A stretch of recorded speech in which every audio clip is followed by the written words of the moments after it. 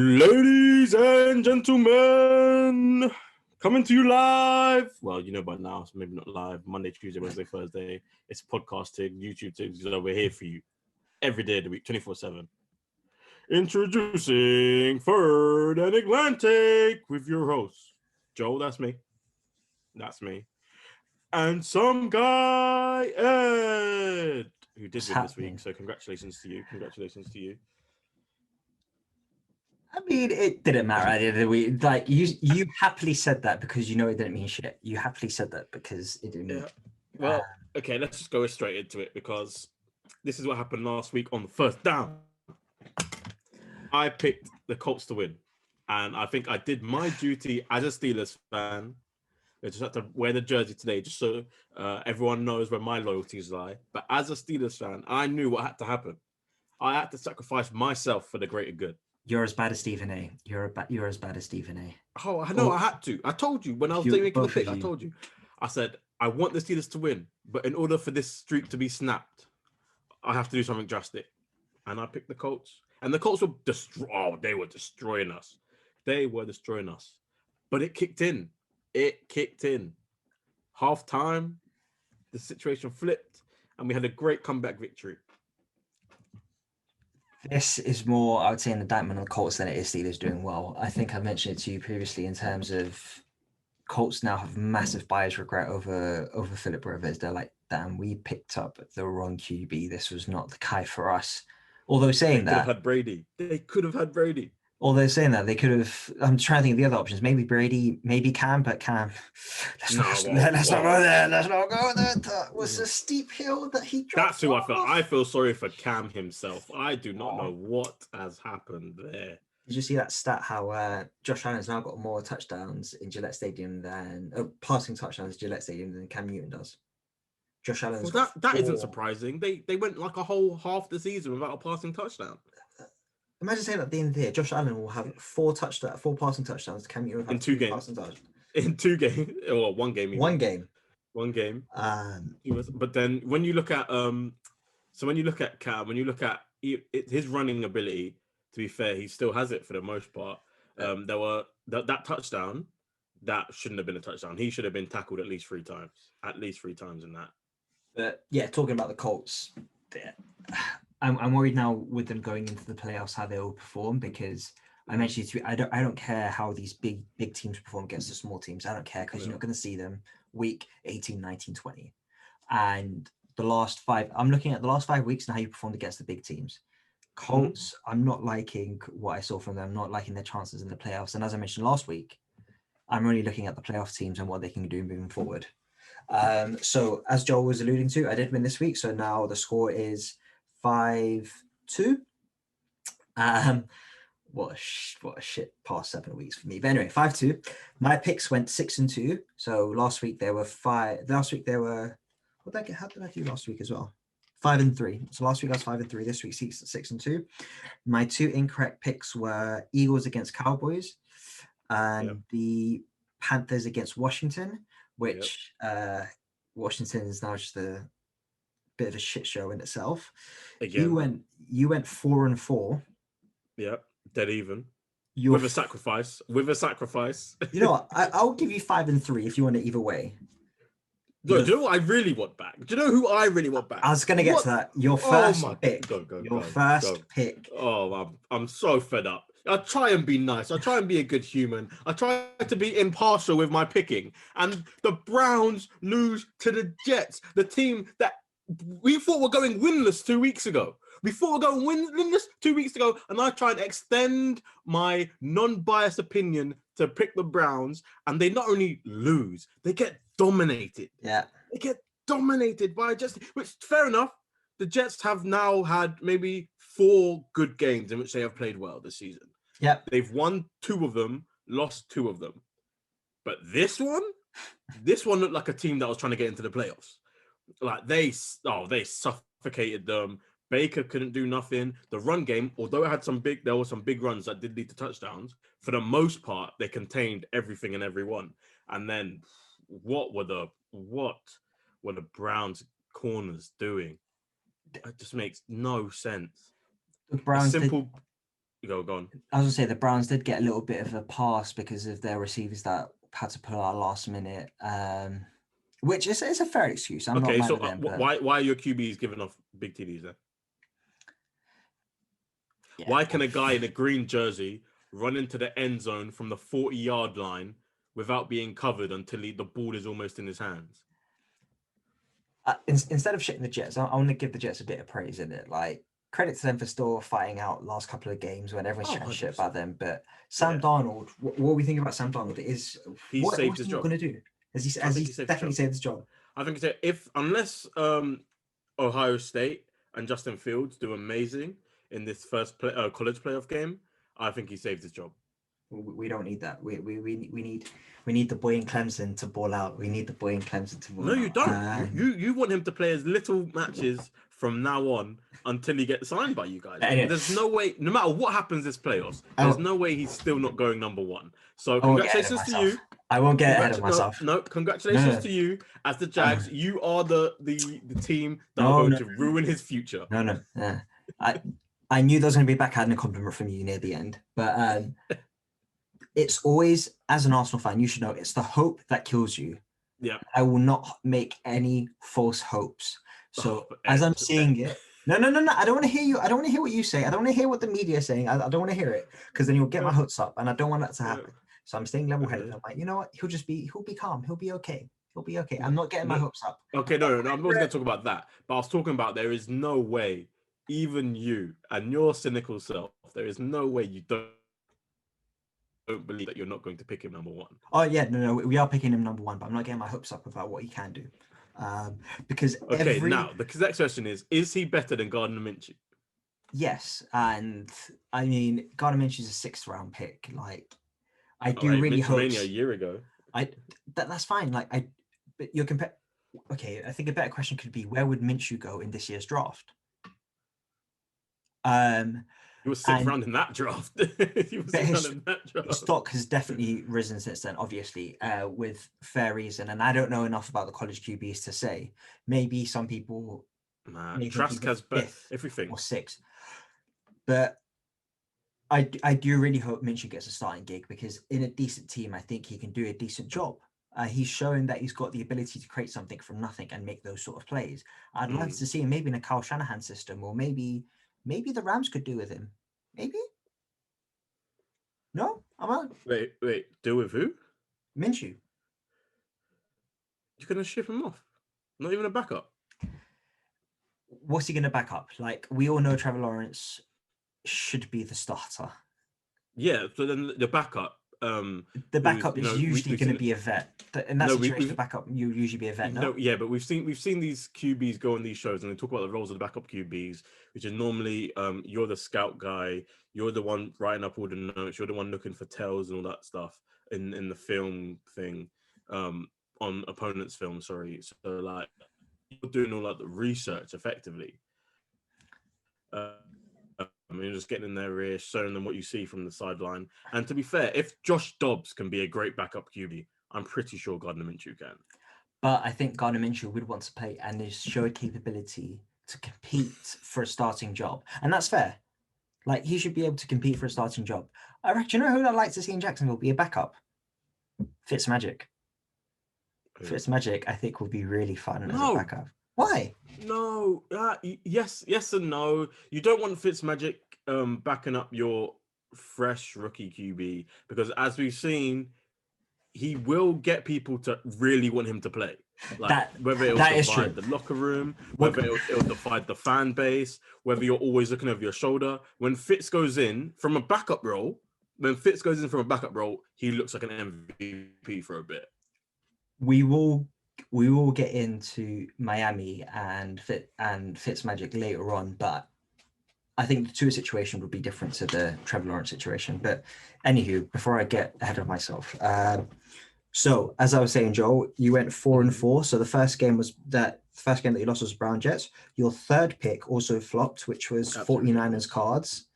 I've also got some comments about the Cards, but we'll get into our picks. The fifth pick, which you will discount because it was Colts Steelers, and then your seventh pick, Bengals Texans.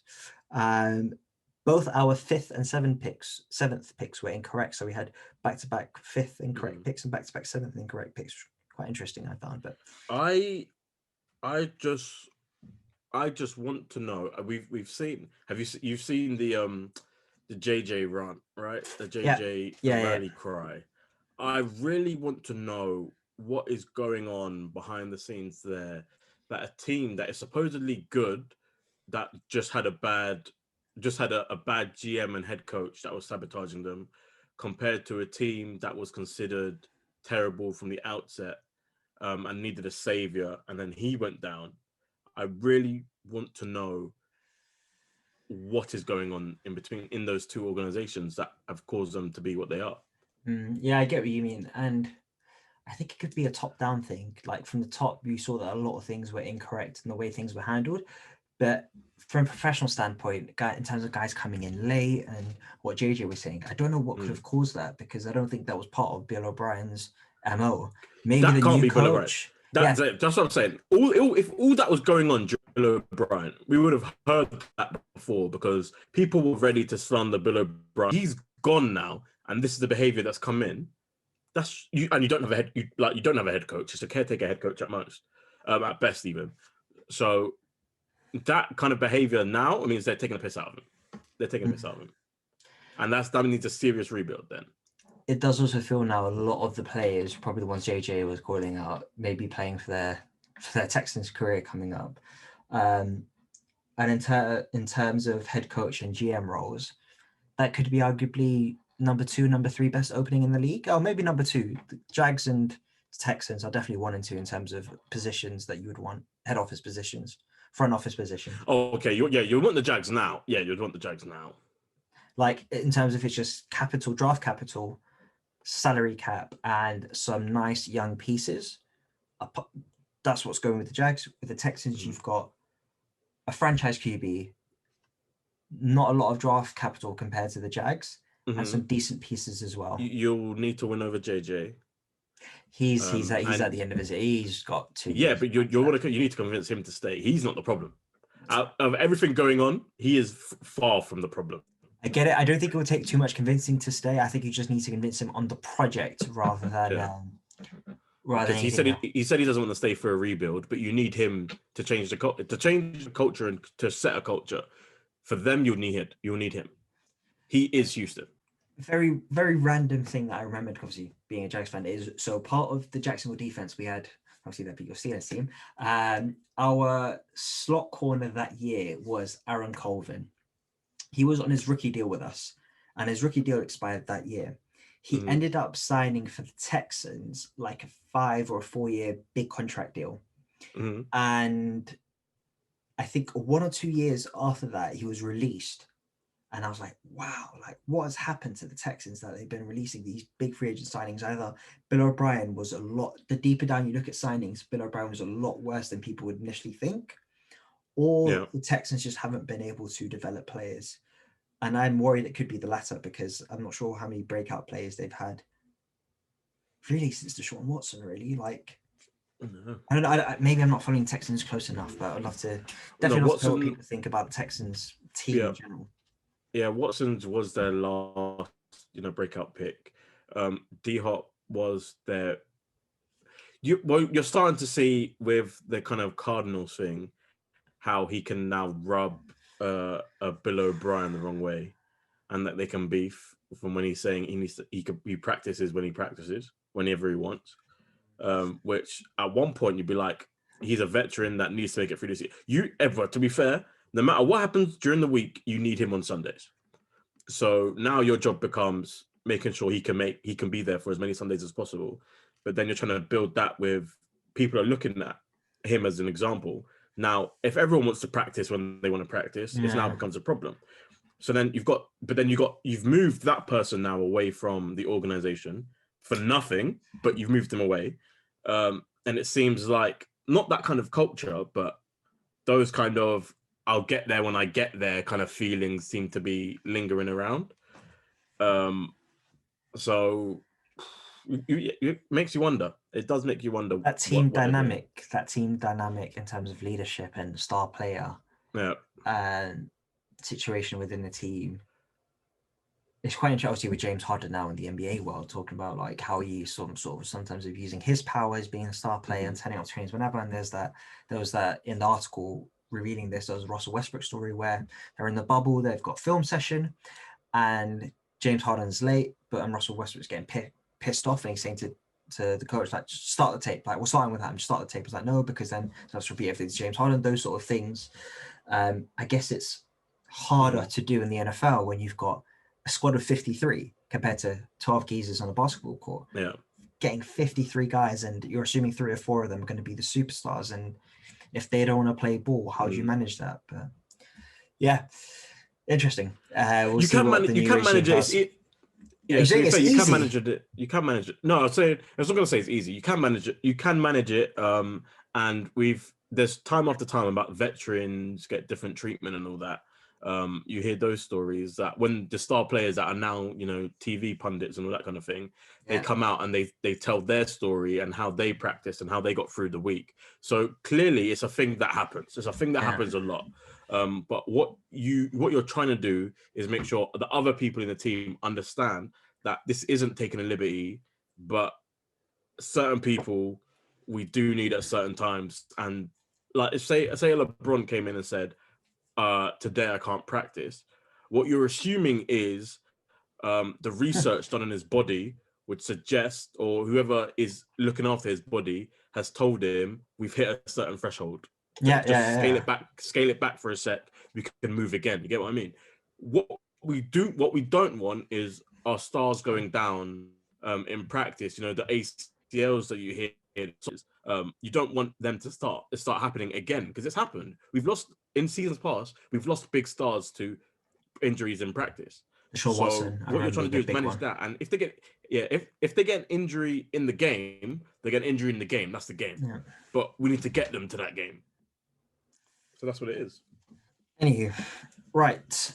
Yeah, so as I said, that made it 5-2, but the results didn't matter too much because we know Joel's got the first pick in the NFC and the AFC when it comes to the playoffs, similar to this week. So best case scenario, it turns 5-3. Worst case is 6-2.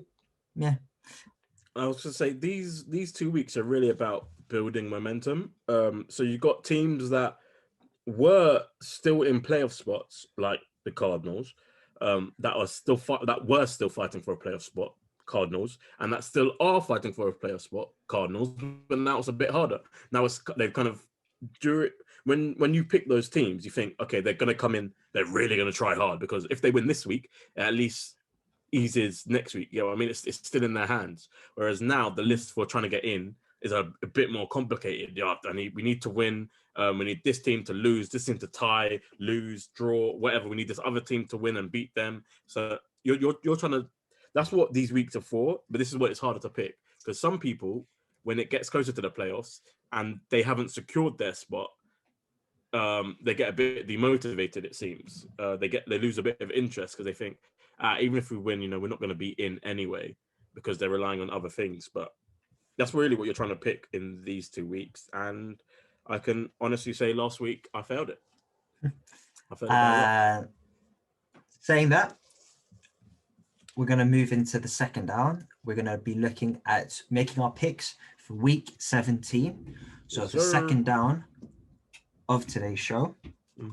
Over the schedule. So we've got all Sunday games. I love the fact that they're all divisional games. You love to see it. They knew this year was going to be a bit of a sticky one. So they decided, if we actually make it to week 17, it's going to be a good week. Anyway. Also, by the way, AFC is clearly the better division, with the 1,000% the lowest. The best conference this year, with the lowest team able to get in is 10-5 right now, and there's like 3 or 4 of them like that. 1, 2, 5 of them. 5 of them are 10-5 at the moment. So the 2 that are in there at the moment are off of strength of schedule or a little tiebreaker. So the problem now becomes, you need to be 11-5 to get into the playoffs, or you need everyone to lose and be 10-5. So there are 5 teams that are 10-5. 2 of them are the Titans and the Colts, who are playing for the division for the AFC South Yep. this weekend. So one of them's about to get in on a permanent. Yeah, but then so there's 5 teams that are 10-5 in a ranking because of strength of schedule and all those other malarkey. Titans are top and Colts are out of the playoffs at the moment. So the Colts need either the Browns, Ravens, or Dolphins to lose. You're looking at who has the harder game. You're looking at Colts and Jags, and you're looking at Titans and Texans. So that's fine, but then they've also need to look at the Browns game, the Ravens game, and the Dolphins game. At the end, once we made our picks, we'll discuss who will make the playoffs because I've jotted down who I think will be. And as you were saying, there could potentially be a situation, where the team in 8th It's in still the 11-5. Is 11-5 and not making the expanded playoffs. That's been expanded to 7 teams, and it's 11-5. And then the team ridiculous. In 7th in the NFC could be 8-8. Yeah. How the tables turn. For years they were saying the NFC is the harder division. Not anymore. You can have the conference even. You can have an 8-8 team and a 6-10 team make the playoffs in the NFC. But anyway, time to be alive. But both of us are fans of AFC teams, so yeah. Getting a little payback. That's all it is. Anyway, Ed, as the numero uno, here you go. First pick. I'm going to enjoy these first picks because Jack's got them. I've got one now. It pays to be shit at times. It pays to be shit. So, House Lasku is on the clock. And with the first pick, the last first pick of the regular season, House Lasku selects the Tennessee Titans against the Houston Texans. I don't know what that was. If you see my face, for some reason, I thought you said Texans. In my head, I exploded. I was like, what? There's no way he's giving me this. I am taking the Tennessee Titans for the exact reason we're just talking about now. Titans are fighting the Colts for the AFC South and for the 4th seed. The Texans are coming off conceding 37 points to Cincinnati. 37 to Cincinnati without Joe Burrows. Yowzers. Deshaun, although Deshaun did go for 300 yards and 3 TDs, David Johnson went for 12 rushes for 128 yards, which was really solid. So their offense was doing well. However, their defense was terrible. Last week, they had 0 sacks and only 1 tackle for loss. And when Derrick Henry is coming at you this week, that ain't it, Chief. That ain't it. No, it is not. Yeah. Titans, they got smacked, although they get smacked by Green Bay, I'm taking them over the Texans because they still have something to play for. When it gets to the playoffs, that's when I potentially get a bit worried. How they'll perform on the road. In these cold weather, snowy conditions that they didn't perform. Tannehill was 11 for 24 against Green Bay. He had 1 touchdown, 2 interceptions. That won't do it. But that's playoff talk. That's playoff talk. For this week, I'm taking Titans. Yeah, there's no way you can pick that the other way. If nothing else fails, the Titans are going to go, okay, we need to win. What are we going to do?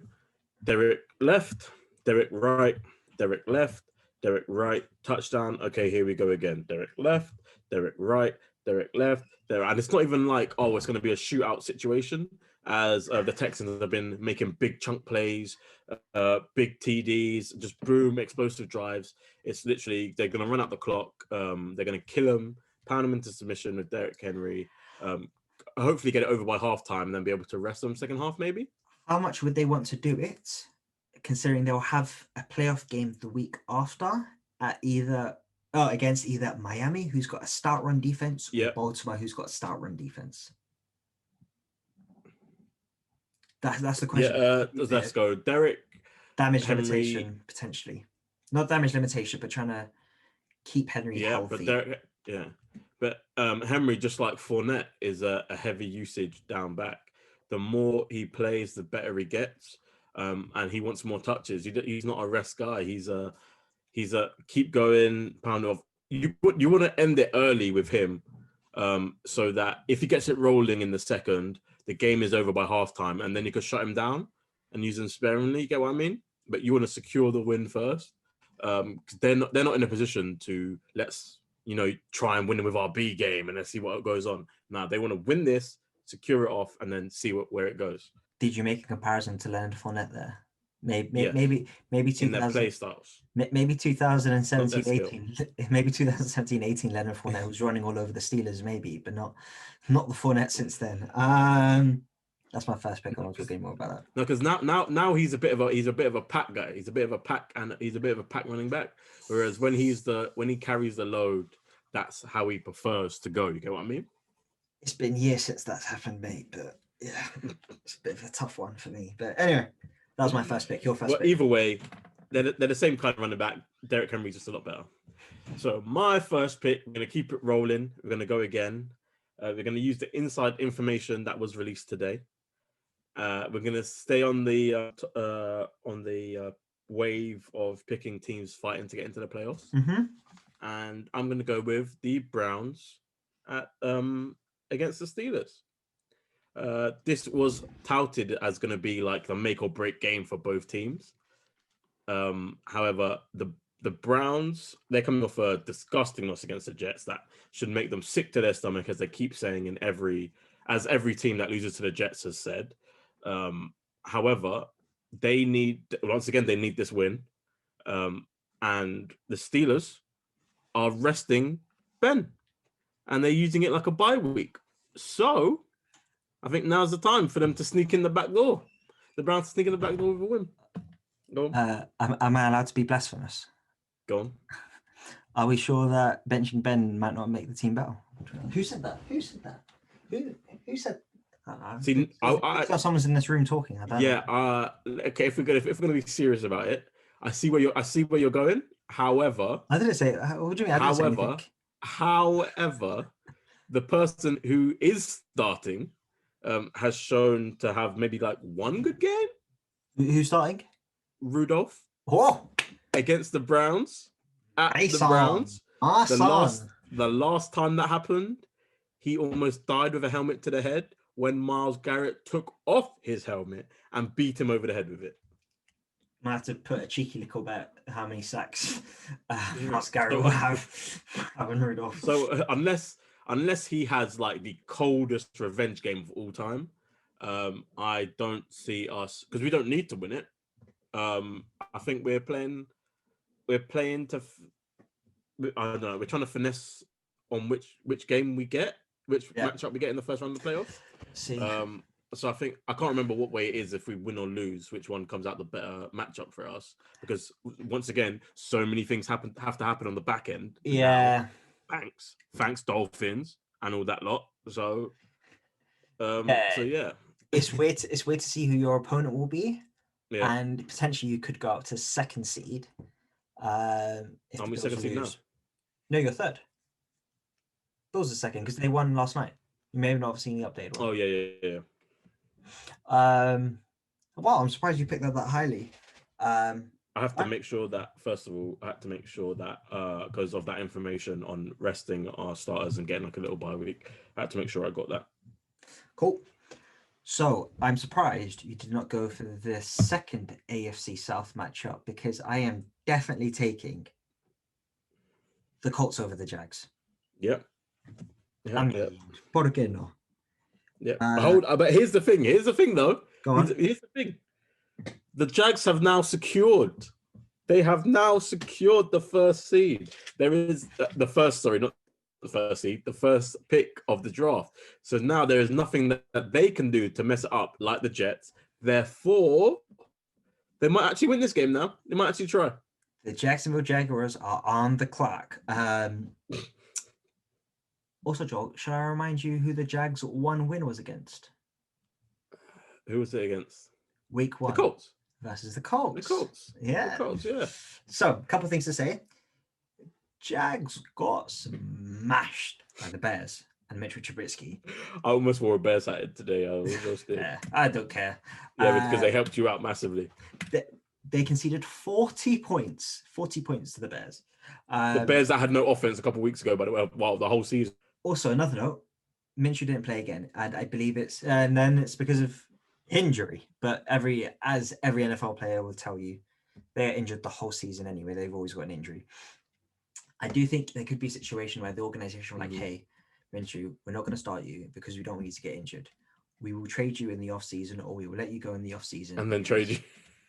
No, but saying that, I think I think the organization know the situation. And Minshew, he's not stupid. He knows what the situation is right now. He's like, you're going to draft Trevor Lawrence #1 pick. I know I'm not going to get a chance to be the starter because you're going to invest in this guy who's ready to be a starting QB in NFL right now. I think there could have been an internal conversation saying, hey, Minshew, we're not going to start you because we don't need to get injured and jeopardize next season for you. We will trade you to a team that you would like. We appreciate you for coming in. Deeper level is that? As an organization, this is essentially what I would do to do best by the player. Because as an organization, they haven't done best by the player. I don't feel they put him in a good position to succeed this year. But anywho, that's another situation. Hey, Minshew, thank you for what you've done. Picking you up as a 6th-round pick. You've done amazing here. We'll trade you next summer. We'll have a word with your agent, see what QB jobs are around that you can fight for a starting position. We won't get you to play because we don't want to jeopardize the future for you. We know you're in a rookie scale contract, and we know you want to get a big second contract to earn some money because you're on a 6th-round pick contract.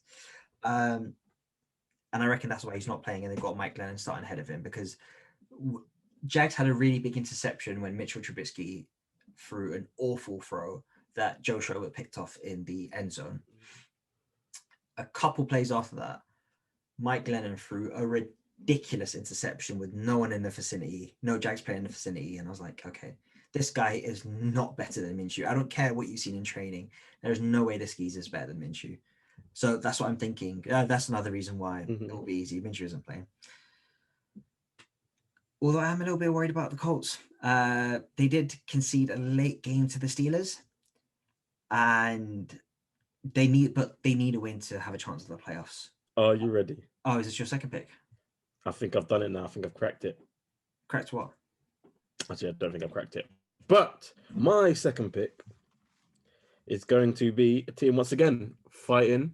We're going to stay AFC sides. I've been thinking about switching over. Yeah. But I'm going to go with the Ravens at the Bengals. My next pick. Yeah. Obviously, one team is fighting for their life.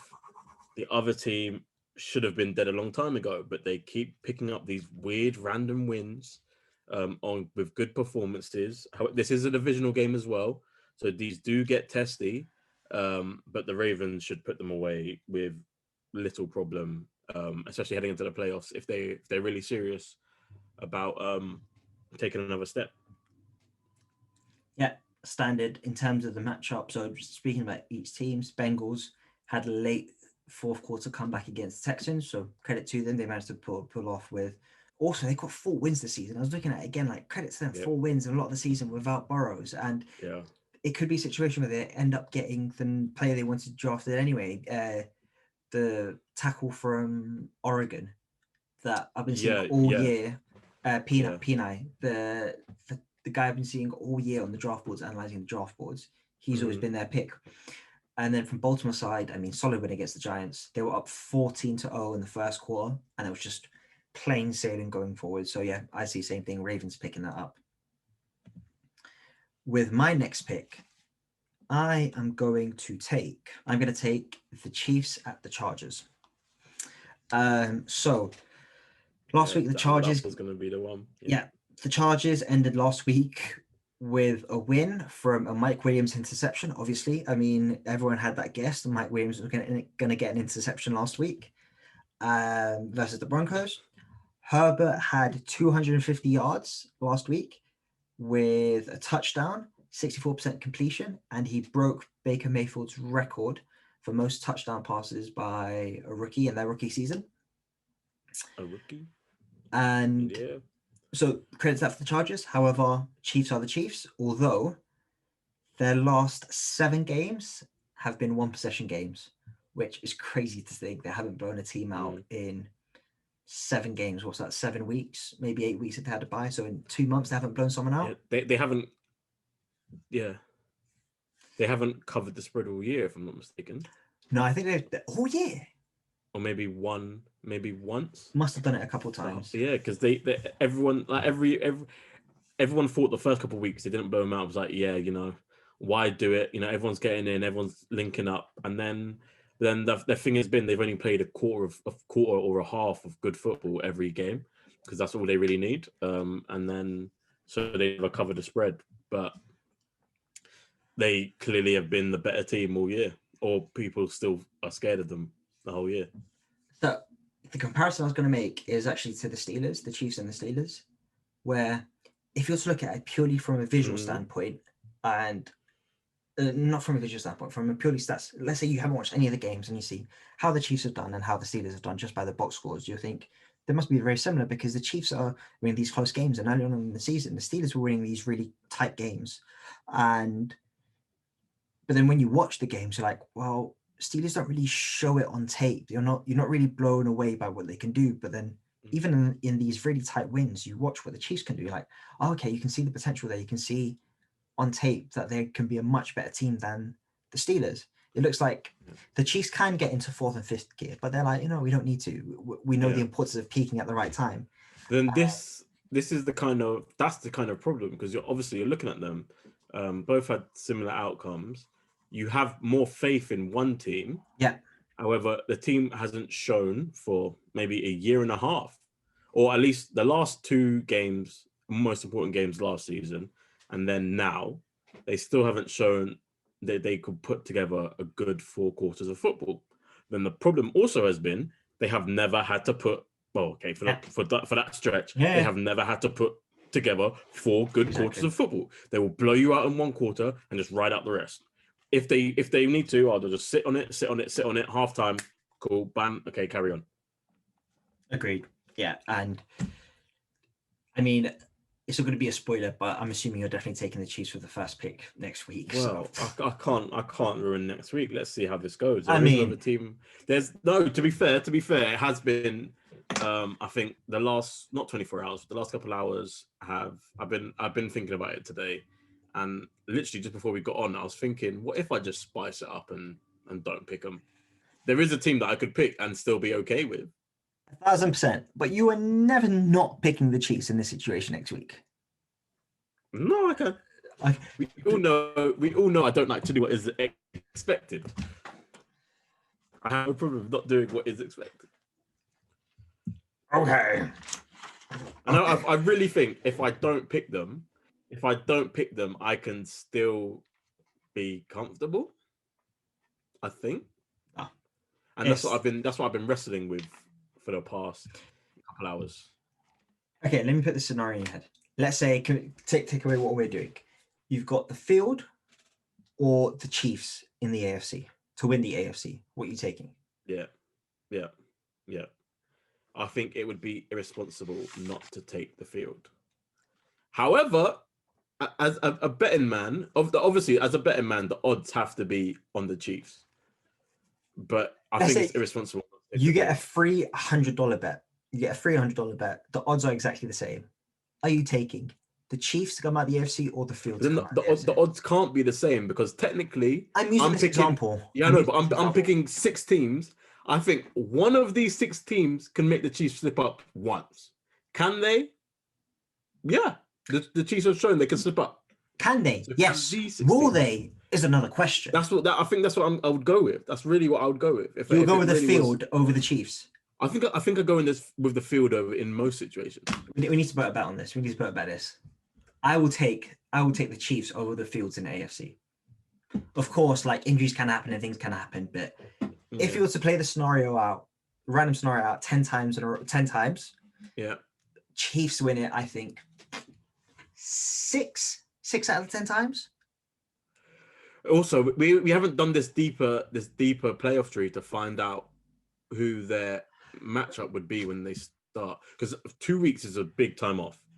2 weeks is a big time off. What are you betting on? I'm betting on the Chiefs getting way too comfortable and someone that they should beat easily comes to Arrowhead, beats them, and then the Bills get the home advantage from then on, and then they can. Bills with a home advantage is scary right now. It really is, because of the weather.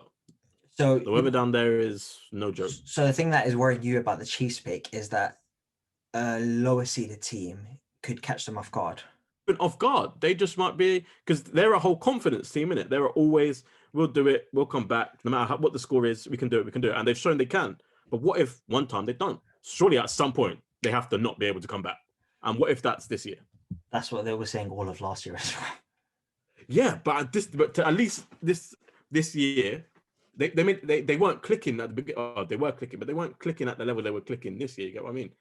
So then this year when it happened, and they lost that one match, people thought they were going unbeaten. Maybe Andy Reid just saving all his good plays until the playoffs. And Andy Reid with time is dangerous. Andy Reid is going to have a lot of plays that no one has ever seen. He's going to have a lot of plays that no one has ever seen. But yeah. But enough about the playoff talk. So I made my third pick taking the Chiefs, and we went on about that. Now it's your third pick.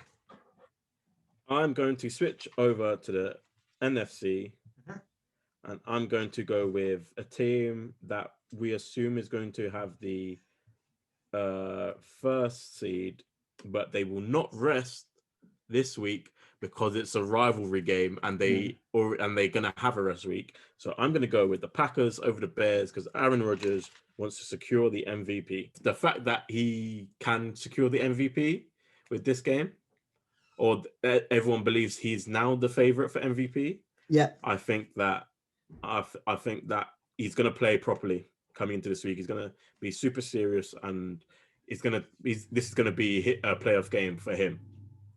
I am so looking forward to playoff football in Green Bay, Wisconsin, seeing the snow pouring down. That's what you love to see in January and February. Well, not February, in January.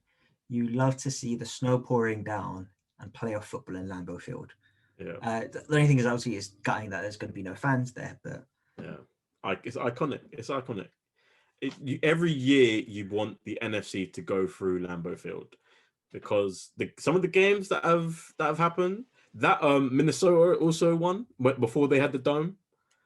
Before they had the dome, it was a good one. The kind of snow games. Bills. Yeah, the Bills obviously didn't have the caliber of team that they have now, but those kind of snow games are real. Like you're really looking to see who's really the best team, who's really prepared. I like the comparison because you've got Bills number 1 seed currently and Saints number 2 seed currently. So you've got the team in the north, the cold, gritty team that plays in an outdoor stadium where it's just snowing. And you've got the dome team in the south. Yeah. It's just super hot. As a comparison, it won't be in December. It won't be that super cold. I was in Florida in December and it was pretty fucking warm. Just go out there in like t-shirts, sunbathing in December. I was gonna say about the Saints. I'm not sure if you watch Big Trust with Cam Jordan and the running back, what's his name? Mark Ingram. Cam Jordan always talks about how he just hates playing in cold weather and loves playing in a dome. And I think that might be the situation for quite a few of those teams in the South that play for teams in the South. Like they may not be up for those cold weather games in North America. Yeah. When your team gets a dome, you get accustomed to that life. We've seen it with Minnesota. They really were a snow team. Switched to a dome, and then when you see them cold weather games, they're not exactly the same. Falcons, when they got their new dome, so better. The Cowboys, when they got their kind of situation going, like those like massive new stadium domey kind of teams, when they go to those cold places and after they've got accustomed to it, you see that there's a change in how they used to play before. So that was your third pick. Yeah. With my fourth pick, I am taking the Saints over the Panthers, since we're just talking about the second seed. And the Saints just came back from beating up the Vikings. AK ran all over them, 155 yards, 22 carries, 6 TDs. In my personal opinion, second best running back in the league after Derrick Henry. I prefer him to Aaron Jones. I prefer him to Christian McCaffrey's injured, so I won't say him. I prefer him to Dalvin Cook. I really like what Alvin Kamara can do. Panthers had a solid game last week against Washington, who are having their own issues, as we briefly mentioned earlier. They did cause 2 interceptions, and Drew Brees did throw 2 picks last week. I I'm a little bit worried about Drew Brees heading into the playoffs. However, I still trust them to beat the Panthers this week. Yeah, like there's no reason really and truly while people are picking, well, people would pick the Panthers over the Saints other than loyalty, really. The Saints are still in the battle for the second seed. And it'd be hard pressed not to choose them when they're still fighting. Obviously Drew had a break. You're gonna wonder how his injury is, how he's feeling with the injury. Yeah. Like after a couple of weeks, you carry on taking those hits. You kind of grow with that. But obviously, when the time comes, they know what to do if he goes down. My pick. Your fourth pick.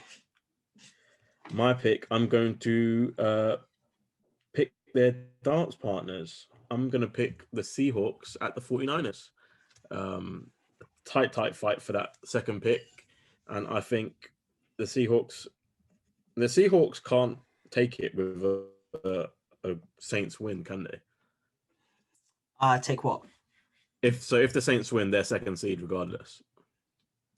Yes, because they're both 11-4 at the moment, and Saints are ahead. Yeah. So I'm gonna go for I'm just gonna pray for a Saints slip up, or even I don't even need to be honest, but let's do that. But I think the Seahawks will beat the 49ers anyway, with the way the two teams I've got right now, even though George Kittle's back. But the Seahawks, especially with some extra added fire of we may be able to nab the second seed, especially as the games are played at the same time. So you've got to go in and try and win it. Well, if I was to tell you that I think this could be an upset game.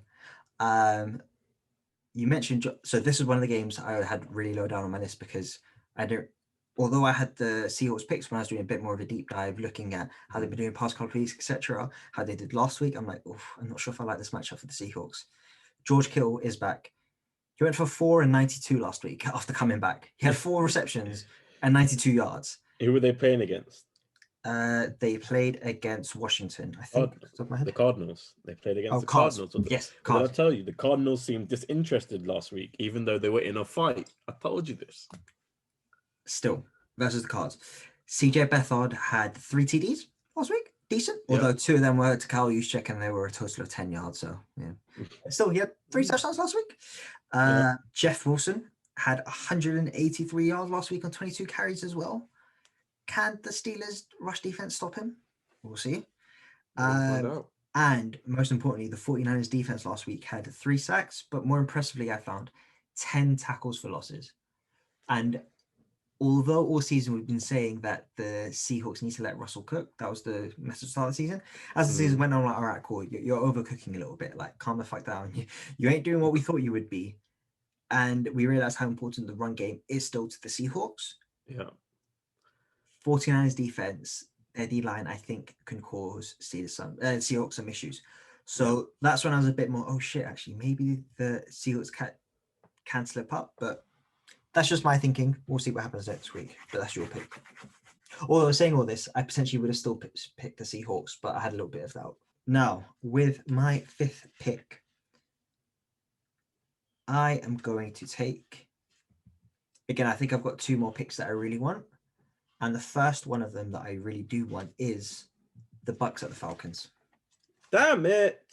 I thought that's the one you were going to pick next, to be fair. It was.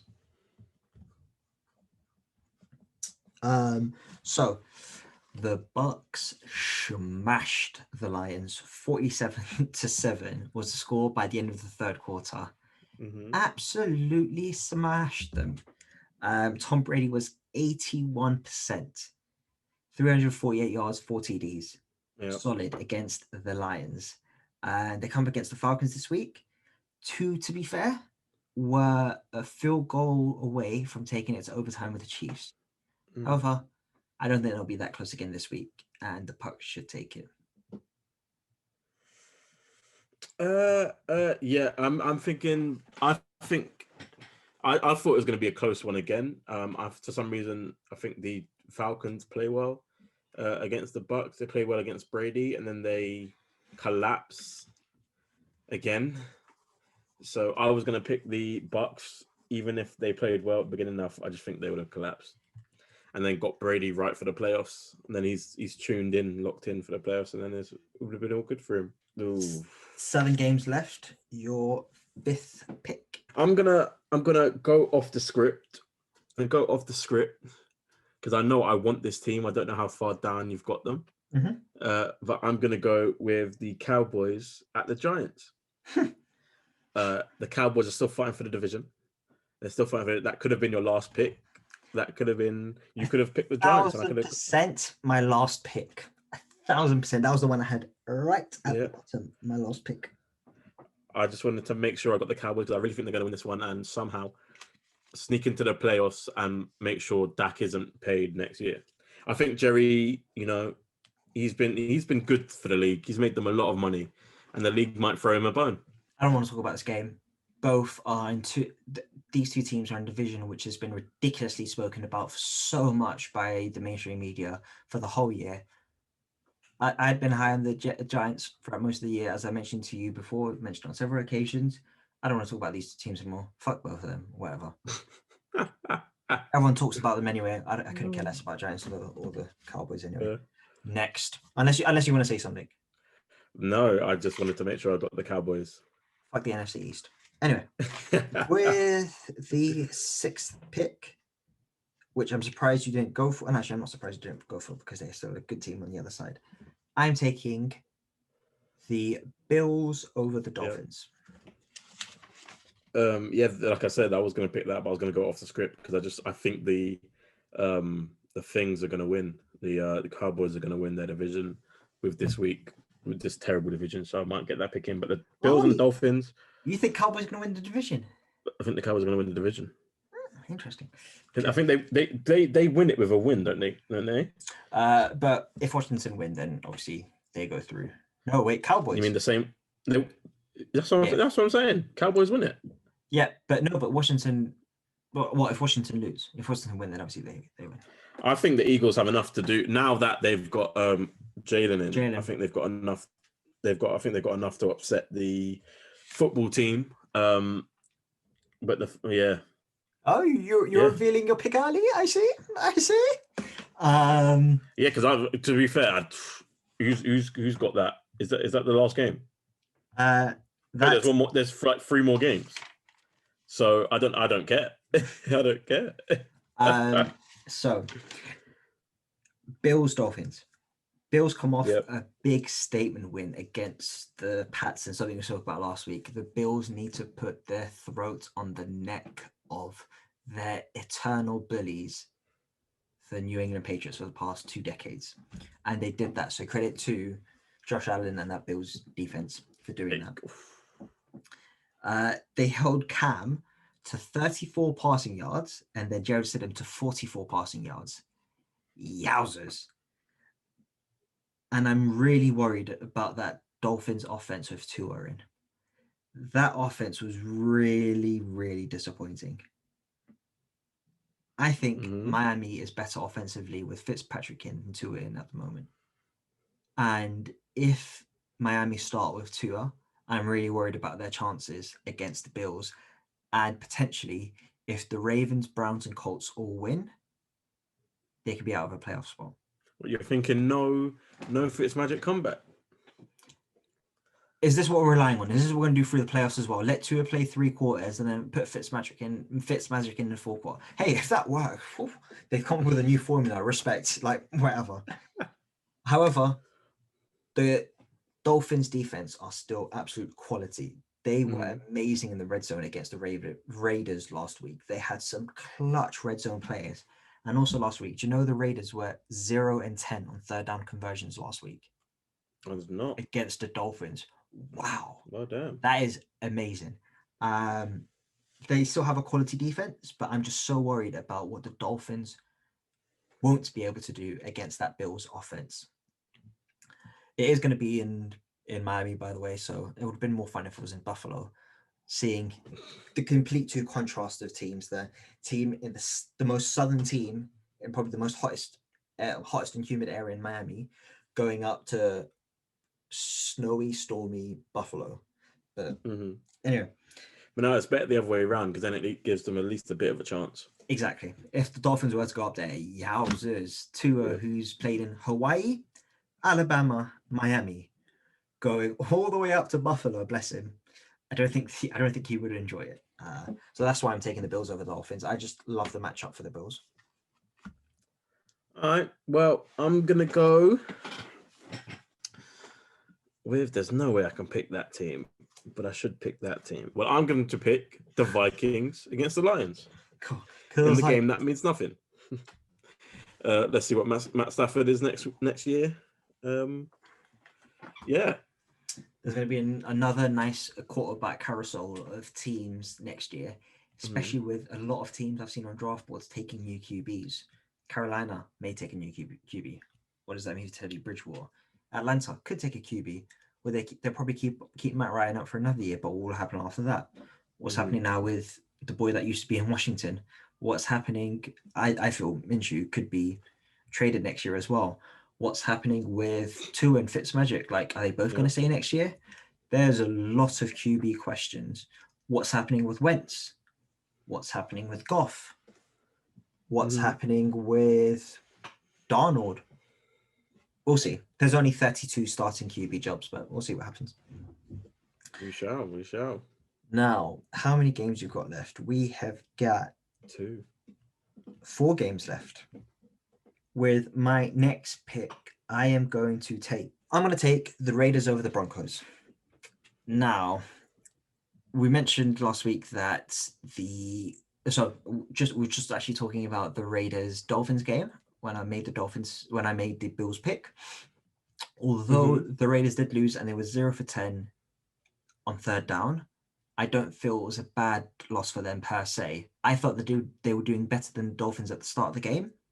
And if it wasn't for that amazing Fitzmagic play with 19 seconds to go at the end of the fourth quarter, with his helmet being held back and throwing a nice pass to the across the field, on the field, that they could have won that game. And I didn't feel it was a bad loss for them. And I believe that they will have enough to overcome the Broncos. Overall, I've been really disappointed in the Raiders. I was higher on them than most. I thought they could potentially sneak a place in the playoffs. However, as we see, the AFC is no joke. None. But yeah, I'm taking the Raiders over the Broncos. And I've had enough of Drew Lock as well. Like, I'm tired of his shit. Like, whatever. What are Broncos going to do with their QB? Are going to keep Drew Lock for another year? I mean, Elway has been terrible with QBs, so you never know. You might draft the tallest guy and then kill him as well. Too bad he didn't draft Josh Allen. I guess that would have been perfect for him. I think when he's evaluating Josh Allen, is like, everyone's been criticizing me for drafting the most stereotypical QB, 6'6", got a cannon of an arm. Fuck it, I won't draft him because everyone tells me I shouldn't draft him, and he must be kicking himself. But no, not 6'6". He goes 6'7", 6'8". Yeah. He goes 6'7", 6'8". That's how he goes. He was like, Josh Allen is too short. Now, that was my 7th pick. Yep, I'm gonna have to do it. Ladies and gentlemen, here we go. I'm gonna take Ed's thing, do the little upset alert, play a little siren. Woo, woo, woo, woo. The upset alert is here. I'm going in the last game of the season. I can't believe I'm gonna say this. The Jets are going to beat the Patriots. Now, this would have been a lot better if the Jets still had the first pick. You spoke about this before, yeah. Yeah, but I'm still going to go for it because they've been the better team the last couple of weeks, just purely on that. They've had 1,000%. Yeah, they had one game in which they looked like the Patriots and they got stomped, and then after that, they've just been a lot better. So I'm going to go with the Jets over the Patriots. I really don't like talking about intangible things when doing these comparisons because the argument can sound quite wishy-washy. Mm-hmm. There is no way, but I'm going to do it anyway. There is no way Bill Belichick's pride is going to let him lose to the Jets. It will just kill him if he loses to the Jets, who first won a game 2 weeks ago. Yeah, I think it'll just kill him deep inside. His hatred for the Jets. Yeah. Is this the first time the Jets have been picked? Yeah. Maybe I'm not sure if me going through my mental breakdown stage, I may have picked Ugh. earlier on a couple of weeks ago, but that maybe, yeah, you are right. And they're not like the last pick. Interesting. No. So we've got 2 games left. We have got Cards Rams and Washington versus the Eagles. You already said that you're taking the Eagles over Washington. So that's fine. It doesn't bother me. Then we've got Cards Rams. So the way I like to look at who I'm going to pick is I'll have a look, make my picks, do some research, and then see how I feel after that. I came in 100% wanting the Cards. I was like, yep, I definitely want the Cards. Then I did some research, and I was like, cool, let's look at what happened. So then when I started deep diving into Cards Rams, first thing I noticed was Rams lost. So when I was watching the highlights again and some of the tape again, Rams looked poor offensively. Then Goff came out. So automatically I was like, oh, shit, Cardinals were definitely the best pick. The Rams defense last week had 5 sacks and 5 tackles for losses against Seattle, which I think is really, really good. However, the Cards last week rushed for over 100 yards, and they beat up on the 49ers O-line a little bit.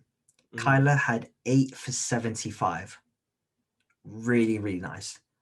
And that's where I think the key matchup could be for this game. How Kyler could be able to run against that Rams D-line and second linebacker unit.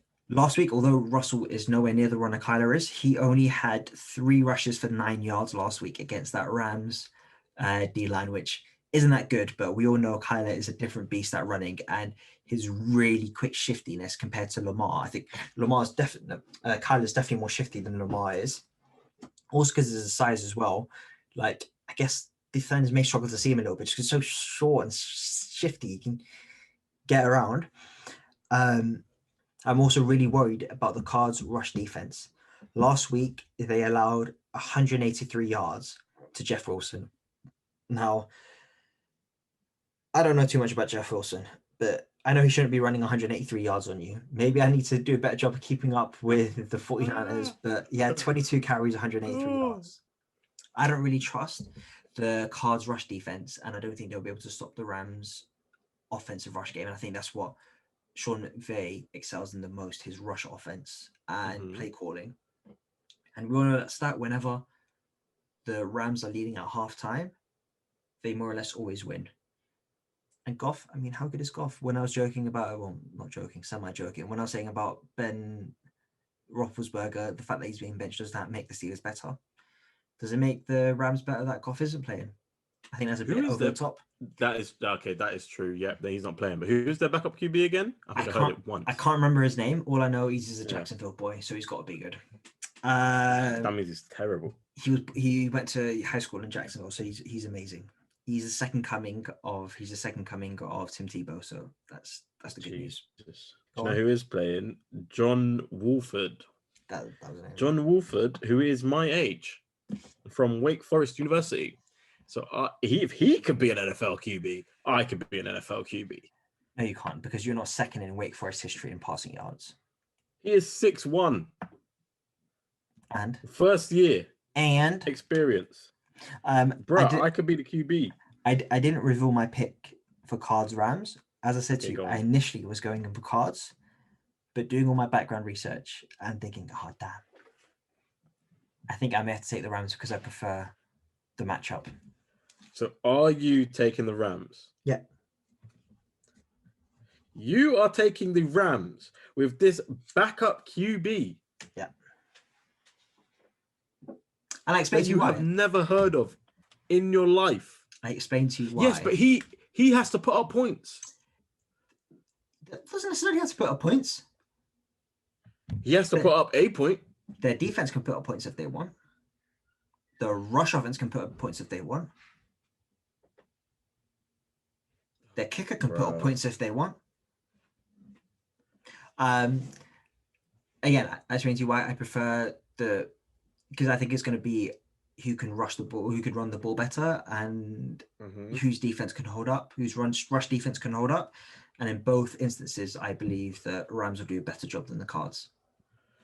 I'm not sure about that one, bro. I'm We'll not see. sure about that one. Because usually we tend to agree on most of the picks more often than not. I think this week we've had a lot more things that we've both been a bit unsure about. Yeah. Yeah. Which leaves you with your final pick, and we know who you're picking. Ooh. You just said who you're picking, unless you're changing your mind and you just wishy-washy again. Classic Joe. I said who I think win the division. Okay. No, yeah, I'm a bit more. Yeah, I'm a bit more okay. The only way Cowboys, no doubt. The only way the Cowboys win the division is if Washington lose, and they win or tie. I don't know how it will work then. Yeah, how did the tie count for our scoring? But we haven't thought about that. Whatever. Good job we started after there was a tie. There's normally only one or two a season anyway, so it's fine. But yeah, yeah, I'm not gonna lie. Obviously, after last week, I was a bit less, excited about this, but then I have to put it into perspective. It was the boys that I think were gonna win one. The Washington situation is, they would rather. They're expecting Matt Smith. They're expecting Alex Smith back. Yeah. Obviously, the problem now becomes, what if he doesn't come back? And who do they have? Because they were just saying anyone but Haskins. They didn't even wait like a week or a couple weeks to find out if they were in the playoffs, or if they were in the playoffs just to the end of the season to release Haskins. Like, who gets released at week 17 without a huge scandal? Like, there wasn't even a huge scandal unless something's about to come out. Like, I just doesn't. It baffles me. I understand. Well, I talked about it last week. I talked about it last week. The stripper incident. I said, it's going to be a bit tense, but I thought that a bit tense means he goes back on the bench. Like, they decided, nah, that is enough. Like, when has that been the line that we're cutting people in week 17? You've already paid him the majority of his salary. So what is the point? Couple things on it. Firstly, I think this is the earliest a QB drafted in the first round has been released. He is yet to finish his second year. Yep. Which is wow. And I think this is also the second time he's broken COVID breaches. He's broken COVID protocol and it's breached protocol. And when you do it the second time, you're sort of just again. Neither one of us know the whole ins and outs. I don't think anyone who's outside the situation knows the whole ins and outs of what's happened. The fact they did break protocol. When you break it on the first time, cool. Like, whatever, take on the chin. Like he said, I'll be responsible for my actions. Whatever, the typical PR response, as you should. When you go and do it again, like first time shame on you. First time shame on you. Second time shame on me. Literally, if you're going to a strip club as an NFL player, the minimum you should do for security is wear a mask. I'm thinking, just make sure to let people know that it's not me. I don't want it to be me. So I'm just going to wear some generic mask, going to have some generic clothes. Let me just come into the club, maybe one or two of my homeboys. So, security-wise, I guess. But the minimum you should be doing is wearing a mask to cover his identity, because we're in a pandemic season. Maybe I just don't get it. I just don't get that culture in sports where if you do have a missus or whatever, but then every week you're still going out to a strip club. I just don't understand that. Well, in some relationships, strip clubs aren't that deep. No, so I get that. What you got? No, the question is, what are you going there for? To see cheeks. Like what? That's what the strip club is there for. Like, clearly, in a pandemic, all them other extracurriculars are a bit shut down now. You go to a reputable establishment. I just clocked. Strip club is just like real life Instagram for some people, where some people just go on Instagram, just look at cheeks. Yeah. Strip club is the real life, it's the live version of Instagram. Yeah, and you're actually paying money. The like is the dollars. But just wear a mask. That just doesn't make sense. Just wear a mask. I literally think if he just wore that little piece of material, he would still have a job right now. It's also, I think, Acho made a good argument when he was talking about how it's the optics. It's the optics that can kill sometimes. Yeah. When your coach has just come back from beating cancer, and Yeah. the team starting QB just come back from major surgeries, over a dozen surgeries, and made it back to a position where you can be a starting QB again. And it's just seen, the optic is that Alex Smith is committed to the role, where you're seeing after a loss go out to a strip club in the pandemic without following basic regulations that they've been put on everyone. It's just a killer, and the optics just don't look good for him, unfortunately. But it all started off with, back when fans were in the stadiums, he was signing autographs while the game was going. Signing autographs, taking pictures while the game was going. Took a selfie before that finish as well. It's just. I think we both wanted to succeed as well. But I think that was the first. Yeah. That was their first win of the season as well, and it was pretty late into the season, so it was like a dire situation. It just, you want to see him do well. But I'm not gonna lie, in terms of what makes you think another team is going to pick him up? What has he shown that another team needs to be like, yeah, we want that? I'm telling you, from my perspective, nothing. How many starts will Haskins get next year? Let's do this. That's the thing. We'll do this as a future bet. Yeah, he is a first round QB, so he still has that first round grade technically. Even though how much he's messed up, someone should be. If he was sixth round, I think his career would be done. But because he was picked in the first round, that carries a little weight, I guess, somewhere, and someone might take a punt on him. But I just don't. If I'm the GM, I don't see why I'm picking him up, even for a practice squad role, to be honest. So you didn't say who your final pick would be? My final pick is the Eagles. After what's going on at Washington, the Eagles. The Eagles they're officially eliminated now, right? Surely. Yes. I think they are. Yeah, because they can't win the division anymore. Yes, they are, but Giants still can. Giants are still within the show. Yeah. So imagine the Eagles were the first team in that division to be eliminated from the playoffs. Wow. And that was week 16. So if the Giants win, Washington lose, Giants can make it. Interesting. There we go. So the Eagles, the only team with nothing to lose. I think Jalen comes out and shows one more time before the end of the season that Carson has to go. Just one more time. Go where? The nail in the coffin. Go where? Back home. Mate, cut him. North Dakota. Yeah. Is that where you're going to go back to? No, but they can't cut him. The contract almost makes him untradeable. The stories aren't looking great. He's another one that's hard to touch. Two things. Will they have to give up assets to get rid of him? Yes or no? Yes. With that contract, yes. Secondly, who do Philly hate most? Carson Wentz or Tobias Harris? Carson. They're still a football town. They're a football town now, man. Yeah. After that Super Bowl, they've got spoiled like they should be there every year. I do want to do a little comparison, NFL, NBA comparison with our good friend Alex. Go over cities and try to figure out which ones are NFL towns and which one are football towns and which one are basketball towns. Because I like making that comparison. Like, for example, I was thinking about this. What would Miami be? Is Miami basketball? I think Miami's a basketball town, or is it football? Because there's so many football players that come from Miami and that Fort Lauderdale area.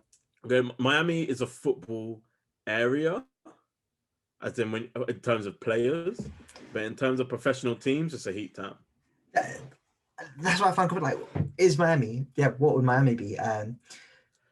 They produce for someone that's a basketball town. They produce a ridiculous amount of talent, and they've got quite a few decent college teams in the Florida area. You got they're definitely a U. Florida. If it's football, you're going to go for the U, but if it's basketball, you go Miami. The Heat. The Heat. New York, definitely a basketball town. I would say LA is probably basketball as well. Yeah, LA has to be basketball because they don't care about sports anyway. And They are UCLA, the most.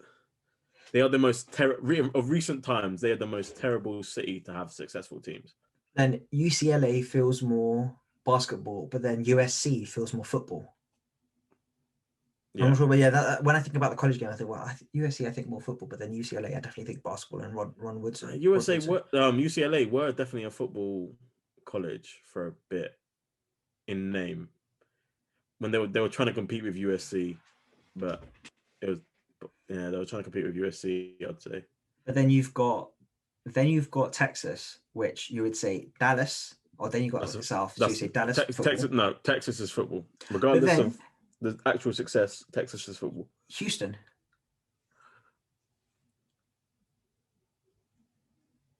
I potentially I would slightly edge still to football, but you can definitely see potentially it being a little bit of basketball. The state of Texas. Yeah, no, it's state football. Definitely. Yeah, no, the state is. But then when I think Houston, when I hear Houston initially, I think basketball more than. But the problem with Houston was that it's a new team. That's part of it. Yeah. That is a new football team. When you think of Dallas, you're going Cowboys. Yeah. And then when you think of like youth sports, you think football because their Pee Wee leagues and all that, ridiculous. 100% Texas is pure football, but Houston sort of sometimes makes me think, oh shit. The last comparison, we're going completely off topic. The last comparison I wanted to make was New Orleans, because Saints are you consider them such a big market team. Like Saints, they're elite tier for everything when it comes to football. But as a basketball, they're seen as a small market team. Yeah. Which I always found very confusing because I got into NBA before I got into NFL, and I always knew the Saints as being a small market team. And then when I started watching NFL, I was like, no, they're not a small market. They're a big market team. I think that shows you but then the Pelicans necessarily. First of all, that's new. The Pelicans are new. I don't know how new, because they were what are they called again before? I completely forgot what they're called before. The Hornets. New Orleans Hornets. Yep, New Orleans Hornets. Yeah, they were, and then the Charlotte took the Hornets. So that's the thing. When someone else can take your name in the same league, that's when you know you ain't true. Yeah. I mean, it happened with the Colts as well. Yeah, but they moved. The Colts moved to get that, and then they got their name back or whatever. Yeah. Like they moved and then redid a team with that name. Whereas the Charlotte just went, no, we don't want to be the Bobcats anymore. We want the Hornets. And the Hornets were like, okay, we'll have to do Pelicans then. But yeah, that was just a fun comparison we can make. Probably a future episode. Yeah. Anyway, you made your pick. That's the picks. So, quick recap for the last week of the regular season. Can you believe it, Joel? It's been 17 weeks of NFL football, or 18 weeks of NFL football, and an actual COVID season is ridiculous. And we've got wild card, divisional, conference, Super Bowl, baby. 1, 2, 3, 4 weeks of games left, 5 weeks in total. And then don't forget the Pro Bowl. Yeah, fuck the Pro Bowl. Which will be played on Madden this year. The Pro Bowl is going to be played on Madden. Oh, it's a Madden challenge. How rough is that? You enter the league. You have 2 rookies that for the first time will be in the Pro Bowl, and then they switch it to a Madden challenge. And there's no. I'd be fuming. I'd be fuming. No, I'm making history right now. Do you know how hard it is as a rookie to get to the Pro Bowl, and then you switch it to a Madden challenge? That would also be a good question. How many of those players will that be their only Pro Bowl experience? Now, boom. Now, if that's my only Pro Bowl experience, I'm fuming for life. For life. I want compensation. Give me my reimbursement. My reimbursement money come through. Give me bursement money for that Pro Bowl. Give me the bursement. So, for 4 weeks of football left, how many games is that? So we've got 3 wildcard games for each. And then how many divisional games? So 2 divisional games for each. 13. 13 more NFL games. 13 divisional more NFL 4 games, by the way. 4 games each. No, yeah, 4 games in total. So we've got 16. My money. 16 regular season games, 13 playoff games to go. 29 left. to the big one. The Week- question now is the Super Bowl gonna be played on the scheduled day? Yeah, it will be. It will be. There's been no delays thus far. It will be. And are they open? How many fans are they open up? They've said how many fans they're opening up to. That is the big one. How much that are is the those big one. tickets? How much are those tickets? Which millionaires are going to be there this year? To be fair, do you really want to go when it's an empty stadium? To the Super Bowl? Yeah. Yeah. If I'm rich and elite, I need to be there. Do you know?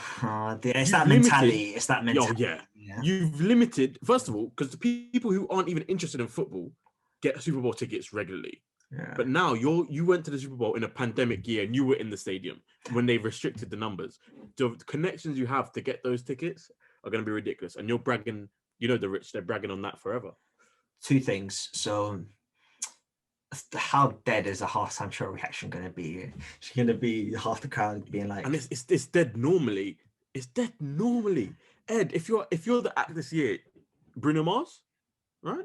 I don't care. I didn't look. I don't care. Yeah, if you're the act this year, you're putting in a lot of money for that performance, and unless it's Skepta or Kano or Jason Status, I don't care who it is. You know what? I don't think it will ever be Skepta. First of all, he's not. He can't even go back to the States right now. But second of all, I don't think they have the finger on the pulse like that. I don't think they have the facilities to handle him, big man. I think that's what it is. I don't think they have the facilities for it. If I ever see a UK act, a proper UK urban act, let's say, at the Super Bowl, even as a guest, I'm losing my wig. What? Just get J House coming in. Did you see what I done? Just come out of nowhere. Oh. If imagine you're just like, no. This Super Bowl halftime show is dead. I don't want it to happen. I don't want it to happen because the Americans are just going to kill the vibe. Yeah, the Americans are going to kill the vibe. But you're sitting there. You're like, oh, you have it on in the background. You might have switched channels normally. You go on like a Twitter or a Instagram, and all you hear is dum dum dum. You're like, what have I missed? What have I missed? Now? There's no way. It will be 4:00 in the morning our time when that comes on, and I'll be in my bed watching it. I'm screaming the house down, just like when Drake came out to section. What? I don't. But the Americans would be like, who is this guy? What did you do? Did you see what I done? Where did he come from? Shut up! Reload it. Sorry, guy in the back. Reload it. Reload it. So our week 17 picks. Did you see what I done? They get me gash now. I feel like these pipe dreams that will never happen. Oh, that was the second point I was going to make. Never at all. There's no chance. Situation. If, let's say, the team that does win, it's not the Chiefs, and it's a team that it's a collection of players that will only ever win the Super Bowl once, and their one Super Bowl appearance is a half-empty stadium where they don't get the authentic reaction of winning the title, hearing the crowd roar, getting that feeling. That's also going to be a bit of a killer because that's what you work your life towards. That. Yeah, but then you got to think pandemic NBA. We've seen it. Fair point. Although the reactions of the crowd weren't there, the players loved it the same amount. They were partying even more because now they're in a bubble. They're restricting it to themselves. So the NBA one, that's a very good comparison. Actually, obviously that was the one to think of, and I didn't think about it. The NBA one's a little bit different because there's less people. There's only 12 odd players. But they had less fans. They had less, they had zero fans technically in the building, apart from like the family. So it makes it harder. So the NBA one makes it harder. The NFL one you can get a little bit more hyped for. Yeah, that's a good point. Okay. So our week 17 picks. In the AFC matchup, I had the Colts and the Titans. In AFC South matchup, I had the Colts and the Titans. In the NFC South matchup, I had the Bucks and the Saints. Then in the NFC East, you picked the Eagles and the Cowboys. I like it how so far we've all picked the same, picked the two matchups in each division. And then for the NFC East, you picked the Jets, I picked the Bills. For the NFC North, you had the Vikings and the Packers. For the AFC North, you had the Browns and the Ravens. For the AFC West, I had the Chiefs and the Raiders. And then for the NFC West, I had the Rams, you had the Seahawks. And those are week 17 picks. there's definitely going to be a couple really weird wins. There's always those weird wins in week 1 and week 17. Some players know this may be their last NFL game. Potentially, some are playing for, a lot are playing for contracts next year, for playing for tape next year. Some have already packed it in. Some, this is their Super Bowl, so to speak. Yeah. That takes it. So the 3 late games, which one of those 3 late games you're watching? I think I definitely want to try and watch Cards Rams. No, I think it may be a dual screen, Cards Rams and Seahawks 49ers, because that could be really big either way. Wait, am I bugging? On my one, there's only one late game. Oh, that's Monday, isn't it? So the late games, Packers, Bears. What, had they switched up the schedule? Oh, I might have done Yeah, that. they switched up the schedule. Fuck, I did it on Sunday. Damn it. Let me check how they've done it. So the Steelers, Browns, Falcons, Buccaneers, Cowboys, Giants, Jets, Patriots, Vikings, Lions, Ravens, Bengals, Dolphins, Bills, all at the same time. And then Seahawks, 49ers, Cardinals, Rams, Jags, Colts, Titans, Texans, Raiders, Broncos, Chargers, Chiefs, Packers, Bears, Saints, Panthers, all at the same time.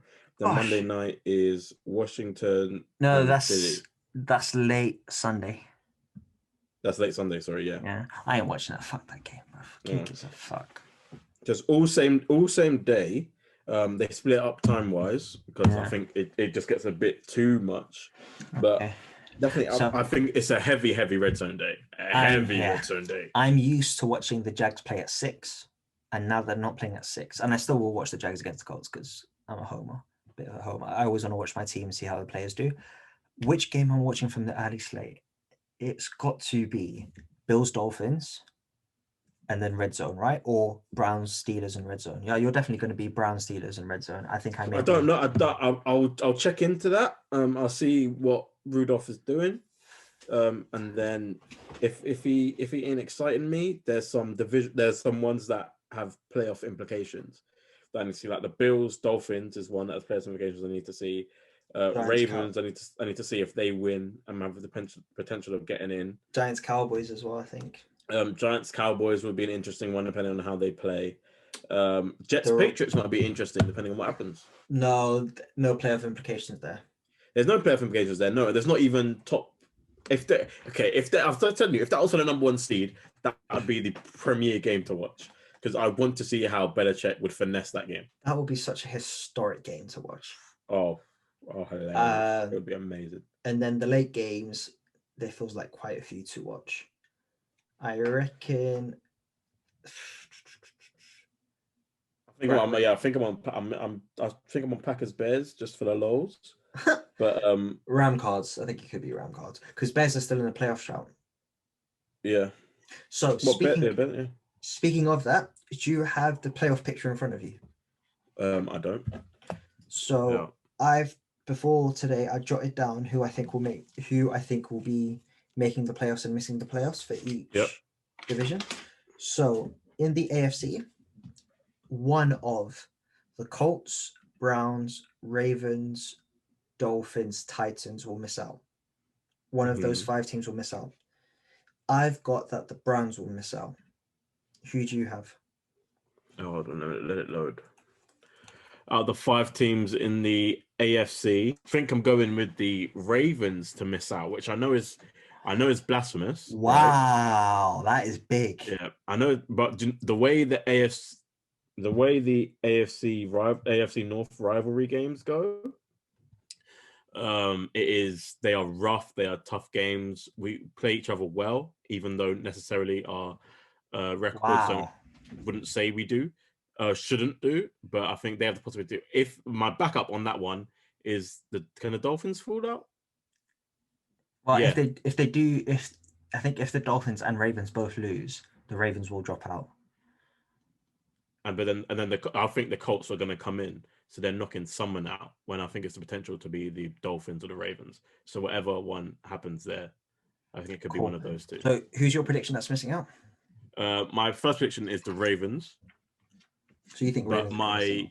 But my backup is there's no backups. Stick to your guns. My backup is the Dolphins, with the Colts fighting in.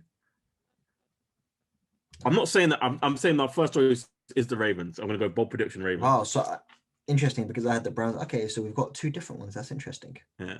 Browns. So I've got Browns missing out. Okay. I do think that there is a possibility for the Dolphins, but that's too easy a say without any like real consequences. So I'll go with the Ravens on a shock one. NFC now. So outside of the NFC East, because we'll talk about that after. Yep. One of the Cards, Bears, and Rams will drop out. I say Bears and Rams. I've jotted down who I think will drop out. Yeah. And I'm waiting for you. Oh, so do you want me to tell or? Yeah, you say yours. So I think who did I jot down? I think the Bears are going to miss out. So I think Cardinals will win their game and Bears will lose theirs. Yeah, Bears are losing their game. Just going to let you know now. If Aaron Rodgers has the opportunity to knock out the Bears in a divisional game, the last game of the year, and finesse their whole playoff situation, and win MVP at that game, yeah, it's done. It's done. If they lose, it will mean that the Cards have to win against the Rams. But then who can someone else sneak in? No. Okay. So who do you think is missing out? Rams need a Cardinals win and a Bears loss. Oh no, and a Bears win. Sorry. Yeah. So for the Rams to be knocked out, they need it's a Bears win and Cardinals win, I believe. Yeah, but I don't think that Bears win is going to happen. So who's your prediction? Is it Bears as well? I don't think Cardinals are necessarily going to jump up either. That's my problem. Pick one. I think it stays. I think it stays as is. The Cardinals are missing out. I think the Cardinals miss out. However, the Cardinals win. Cardinals win, Bears loss. What does that mean? The Bears miss out. That's what I'm predicting. That means Bears. Oh, yeah, yes. I think the Bears are missing out. Okay, so you're agreeing with me. Cool. Yeah, because I think Aaron Rodgers is killing them. I think he's killing them. And you don't think the Cards will beat? And I think the Cards beat the Rams. Cool. With the backup QB. Fair. And then we get onto the NFC West. So you've got Washington, Cowboys, and Giants. Yep, I think Cowboys make it in. As I said, I don't give a fuck about this division. I don't care who goes in. So I'm just going to go for the least likely outward. I'm just going to say the Giants are going to make it. Fuck it, because I don't care. There's no way. Stop it. There is no way the Giants make it in. Not at all. Let's have some integrity. The New York Giants are going to win the NFC West. Let's have some integrity about this show, right? The Packers 1 seed, the Saints 1 seed. Saints 2 seed, Seattle 3 seed, and then Tampa Bay comes in at the 5th seed, right? Cool. That's what's looking like, yeah. Yeah. I think the Cowboys go in at the 4th seed, Rams at the 6th seed, and then Cardinals at the 8th. Or it might be a Rams and Cards switch. Cardinals at the 7th even, sorry. So it might be Rams at 7, Cardinals at 6. Yeah, head to head. Yeah, I get what you mean. I get what you mean there. Do they win the head to head, or is it just based on record? If it's based on record, then it'll be Rams and then Cardinals. If it's based on record, they'll have the same record. Then I don't know how it will work out with other things that they use. Yeah, the other tiebreakers. But either way, I think the Cowboys get the 4th seed. Buccaneers at 5th. Rams at 6th. Cardinals at 7th. If that is the case, the winner of the NFC West, which you believe is the Cowboys, will have a home game against Tampa. Mm-hmm. And then whoever comes in 6th, which you believe to be the Rams or the Cardinals, depending on how the tiebreaker would work, will have a divisional game against the Seahawks. Yep. And then the other team will have to play in a dome in New Orleans. Yeah. Okay. But for the AFC, what does that mean? If the my one goes the right, AFC is just say so the Ravens confusing. drop out. So let's. Yeah, if the Ravens drop out, that means the Browns go to. I think the Browns win and they go 6th, and then the Colts go 7th, right? 8th, yeah, 7th, yeah. Or do the Colts go 6th and the Browns go stay at 7? No, I believe the Colts will overtake the Browns. So cool. Colts will go 8th. So the Colts go 6th. 7th. Colts will go 7th. It's just the 7th. This new 7th seed is throwing me off. The Colts will go 7. No, Ravens. my one, the Ravens lose. So Ravens are out. Apologies. Yeah. Colts So 7. Yeah. Colts 7. Browns 6. Dolphins 5. Titans 4. So that was the outlook actually for the playoffs as well. Now, enough of all this teams and picking stuff. We'll get into some who are your fun for the third down, our third and final down. Yep. Joel, let the people know what we do. Yes. So we pick an athlete from the NFL and compare them to an athlete in any other world sport.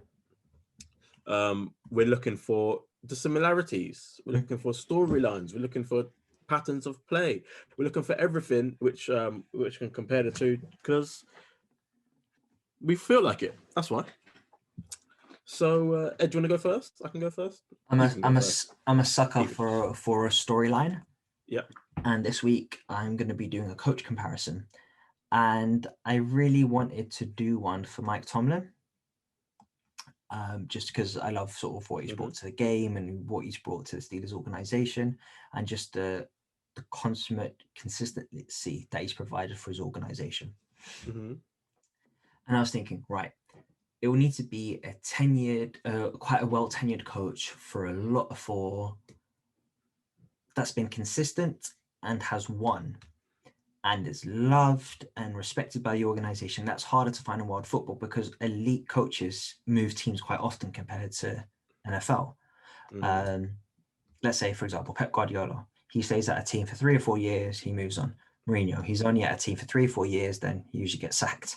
That's another one, random one. Ancelotti. He was at Bayern, he was at Real Madrid, he was at Chelsea, he's at Everton, Napoli, he's moving around. And it's harder to find longer tenure. Maybe if I was to do this about 10 years ago, let's say, and it was solely doing comparison with the Premier League, I would have maybe, this may sound disrespectful to say now, but maybe I would have said someone like David Moyes, someone who's been consistent for 10 years with Everton, always did well with them, but never really necessarily had the success. You got Wenger, who'd been at Arsenal for so long. You'd had Sir Alex Ferguson, but then Sir Alex Ferguson already has a comparison with Bill Belichick, which is really good. Then I was thinking, right, who could it potentially be? Then I was thinking at more lines of who's had great success, is known for being a charismatic, energetic person in the locker room, who's really respected because of his accomplishments, and is really loved by fans and media alike, and really respected by players, and has also had some success.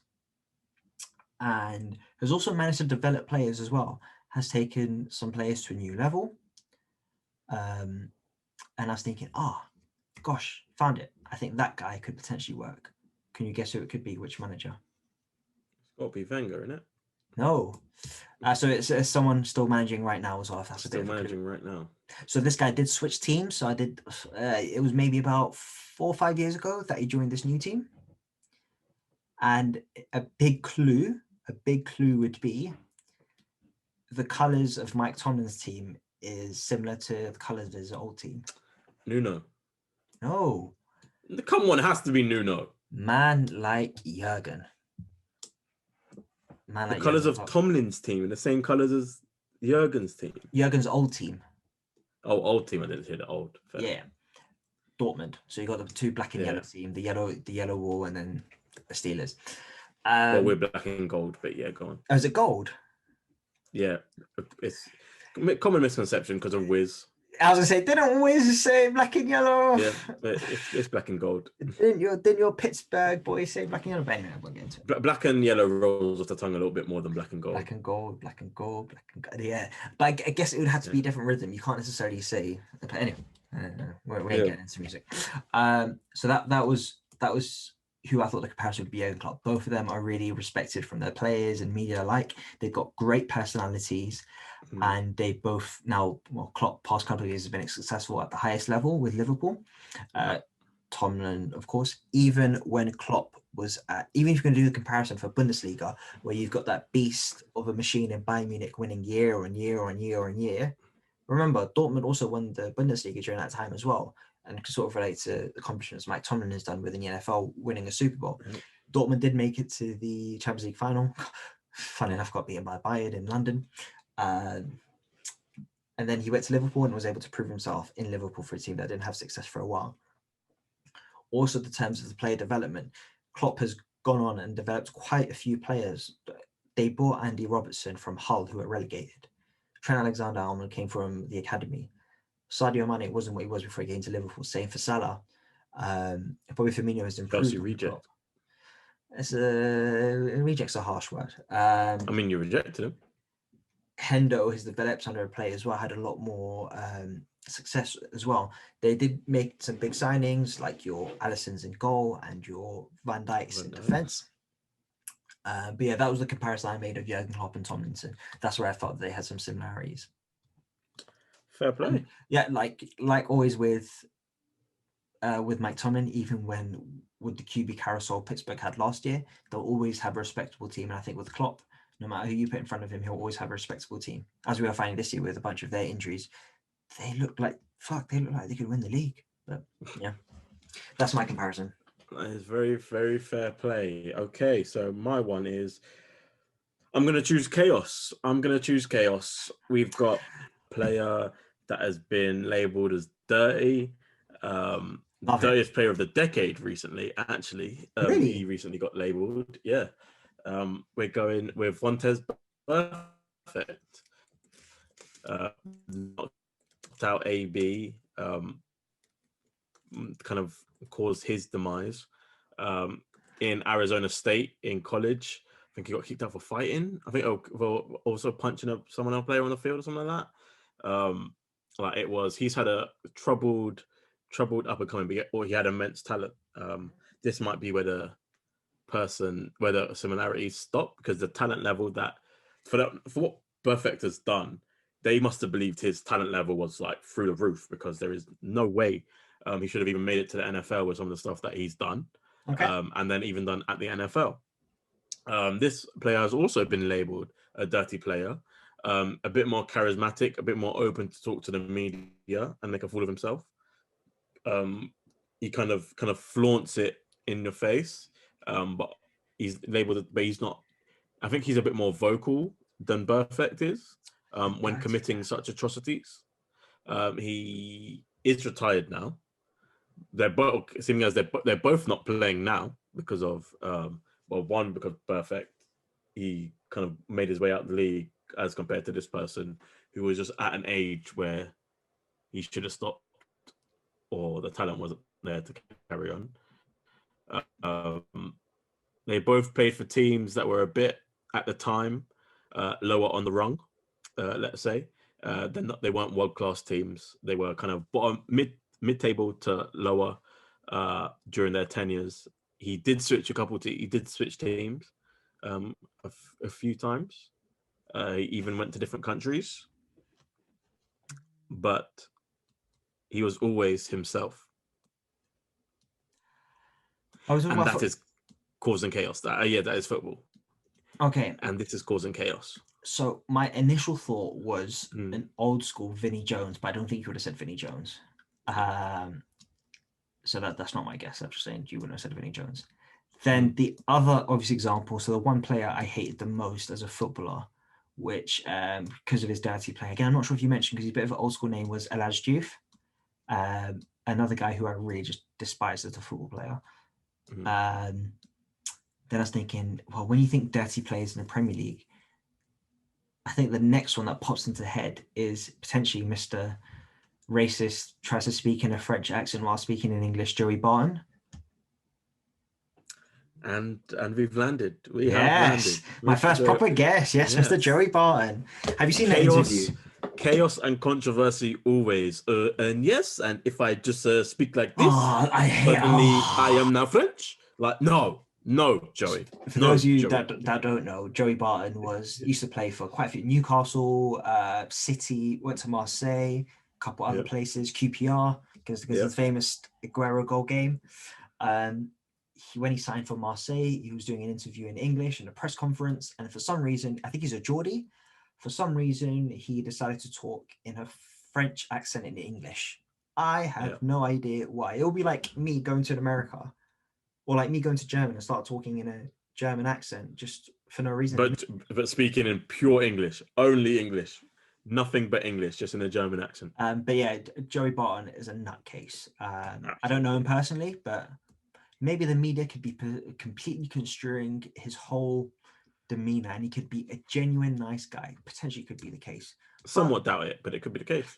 But from what you see, he is a knob. Yeah. So as even the ones who don't watch football may have seen the Aguero moment, what happened previously in the game, Joey Barton got sent off for his team earlier on for kicking and punching. I think he grabbing balls and whatever he did. Yeah, okay. Vontaze Burfict. Did you watch Hard Knocks when they were in Oakland? Yeah. Oh, no, with the Raiders. I thought Vontaze Burfict was like an all right kind of guy. I was like, oh, he came off pretty well. Yeah, very charismatic. He's a cool guy. He's just a calm. mild-mannered guy. Just somehow things just seem to happen to him. But then when someone does a little bit of research into his story, this behavior seems to follow him everywhere. I think he was also made captain as well. Yep. And then did another dirty hit and waved it off to the fans. Yes, because he felt that it was a clean hit. I remember that actually. Yeah. Yeah. I like it. That's a fun comparison actually. And that's chaos cool. Always. Chaos.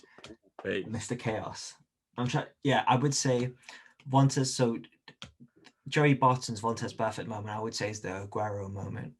Or that QPR City game. I think he may have had a couple worse challenges, but I think that's just the most iconic. I still don't know how he got to Marseille, but that's besides the point.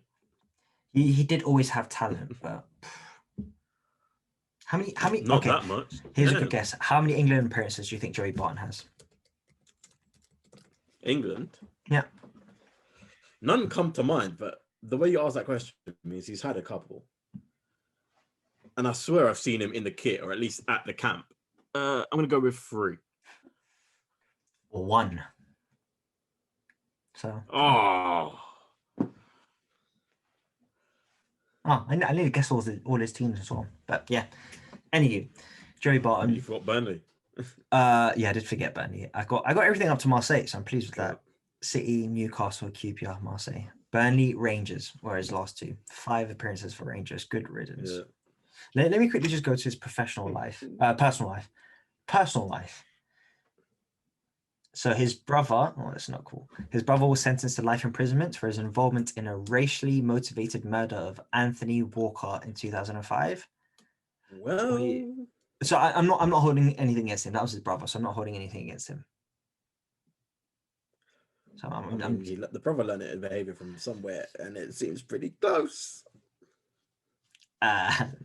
Interests, okay, whatever charity work. Barton's a patron of the Golden set up to support people with additional problems and no financial support. Okay, cool. That's fair.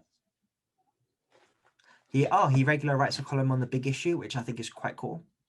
A Big Issue is a paper in the UK which all the proceedings go to homeless causes, and all the people who sell it, because there are people who sell it on the street, they're all homeless people. So it's just another way of providing employment to homeless people. Big Issue does. It's a newspaper that do that. That's pretty cool, to be fair to him. So, Joel, that is the penultimate episode of the regular season. Week 16 is in the books. No, this is the last episode of the regular. This is the last episode of the regular season. Okay, I guess. I'm not sure how we're counting now, because next week we're going to talk a little bit. Okay. Next week is playoffs. It's also playoffs, baby. Fair. Next week we will be getting into the playoffs, so we have actual games to talk about, and we will be doing our drafts for the playoff teams. So we're both getting our draft boards ready. Looking forward to it. Sir. So that let us know what you think about our picks. In fact, let me know who I should pick at number 1 in both conferences. Thank you. I'll tell you. If you want to put your reasons why, as well, that's cool with me. That's fine by me. NFC, I don't know. There's a couple teams you can pick for NFC. You got any thoughts? To pick for AFC? No, stop being stupid. There's only one team you're picking for the NFC. No, you're not. There are a couple teams you pick for AFC. All right, cool. Don't pick the Chiefs. I'll take them. I'll happily take the Chiefs. Don't pick the Chiefs. There's a couple teams you can pick. Actually, that won't work, because then you would pick the Chiefs. Joel, pick the Chiefs. Pick the Chiefs. That wouldn't work as what? That wouldn't work as what? Say it. Hey, that wouldn't work as well. Because you're stubborn, but no, I don't want to pick them then. I'll pick the Chiefs, and I don't want you to pick the Chiefs. So I'm saying to you, pick the Chiefs, so you won't pick the Chiefs. Get me? So pick the Chiefs.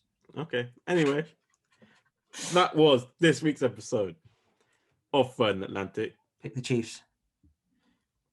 Once again, if you're gonna let me know who to pick the Chiefs. You can do that. I don't need a dissertation, just a couple quick points. Consider it. See, we got through the season. We got through the regular season. Pick the Chiefs, Joe. Regular season during a pandemic. A pandemic.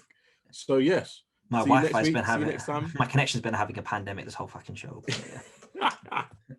Over and out. Peace.